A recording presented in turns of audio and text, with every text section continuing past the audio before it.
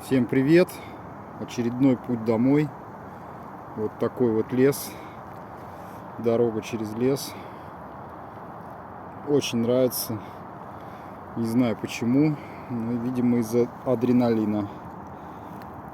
Прям остановка небольшая. Передышка. И дальше погоним.